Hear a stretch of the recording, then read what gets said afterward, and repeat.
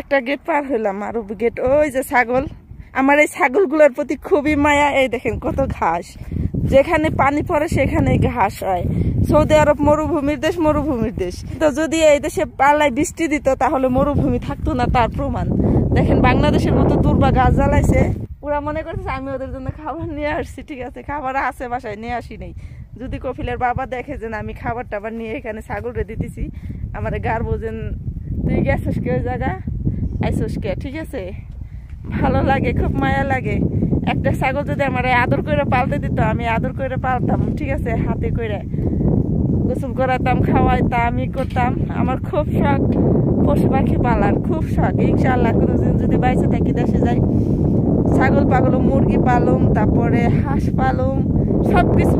মানে আমার একটা চিন্তা ভাবনা যে মানুষ বলে যে এগুলো পাইলে কোনো লাভ নাই। জীবনের ফার্স্ট সংসার জীবনে 20টা ডিম দিয়ে মুরগির ছাউ তুলছিলাম। আমার 18টা ছাউ উঠছিল। কলা বাগান করছে।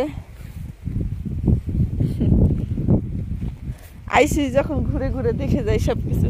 এটা কি গাছ জানি না, এটা লেবু গাছ, এটা পেয়ারা গাছ। এই গাছে অনেক পেয়ারা ধরছিল। ঠিক আছে, পেয়ারা গুলো লাল আর এত গ্রান। ফার্স্টে আমি বলি যে এই পেয়ারা কই থেকে আনে।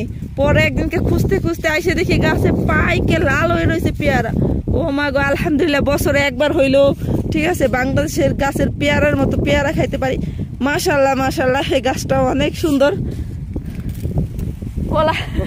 কলার পাতার শব্দে দেখেন, বাতাসে একটা প্রমাণ দেয় সৌদি আরব কি পরিমাণ বাতাস। বাতাসে কলার পাতা ছিঁড়ে কেমন হয়ে গেছে, একটা গাছের কলার পাতাও আরাম নাই। ঠিক আছে, বাতাসে সম্পূর্ণ ছিঁড়ে ব্যথা ব্যথা হয়ে গেছে একদম। আসলে সব জায়গায় সবকিছু করা উচিত না। এই যে কলা বেরোইছে, একবার কিছু কলা বেরোইছিল, কাঁচা কলা ছিঁড়ে নিয়েছিল, গাছটাই কি পড়ে গেছিল, মরে গেছিল নাকি। তো ওই কলা দিয়ে আমি অনেকগুলো রেসিপি বানাইছিলাম, তারপরে রান্না করে খাইছিলাম মাছ দিয়ে। আমার কাছে অনেক ভালো লাগছিল। আসলে কলা বাগানটা না করলেও হয়তো, অন্য কিছু লাগাইলেও অনেক হয়তো। এই যে কলা গাছের পিছনে যে পানি খরচ করছে, যে সময় খরচ করছে, এখানে অন্য কোনো সবজি হইলে হয়তো, কিন্তু প্রত্যেকটা কলা গাছ বাড়ে না, একটু একটু হয়ে গেছে, এমন যেন ঝুপসে ঝুপসে যাইতেছে। সৌদি আরব হোক যেখানেই হোক, প্রবাস লাইফে মেয়েরা যারা বাসা বাড়ি কাজ করে, শুধু রান্না করার নিজের শোয়ার ঘর আর রুম ছাড়া আর কোথাও যাইতে পারে না, কোথাও কিছু দেখতে পারে না। সারাক্ষণ 24 ঘন্টা 2 বছর 3 বছর 4 বছর রুমের মধ্যে থাকতে থাকতে একটা মেয়ে ডিপ্রেশনে চলে যায়। তো আমারও রুমের মধ্যে অনেক সময় দম বন্ধ হয়ে আসে, তখনই আমি বাইরে বের হয়ে আসি। আর যখন বাইরে বের হয়ে আসি তখন আমার মনটা অনেক শান্তি লাগে। যখন এই সবুজ প্রকৃতিটা দেখি, সামনে খোলা আকাশ দেখি, আমি মনে করি যে না, আমার জীবন স্বাধীন, তখন আমার ভালো লাগে। আর যেসব মেয়েরা বাসা বাড়ি কাজ করে, সবাই বাইরে বেরোইতে দেয় না কেন? কারণ হচ্ছে শহরে থাকে, হাজার হাজার গাড়ি যায়, হাজার হাজার মানুষ রোড দিয়ে চলাফেরা করে। একটা কাজের মেয়ে যদি বাসা থেকে বের হয়, তাহলে যদি কেউ ধরে নিয়ে যায়, এই ভয়ে শহরে যারা থাকে তারা বের হয় না। আলহামদুলিল্লাহ, আমি যে এরিয়ায় ঘুরি, আমি যদি কই সারাদিন ঘুরবো, মানে হাঁটবো, আমার এই এরিয়া শেষ হবে না।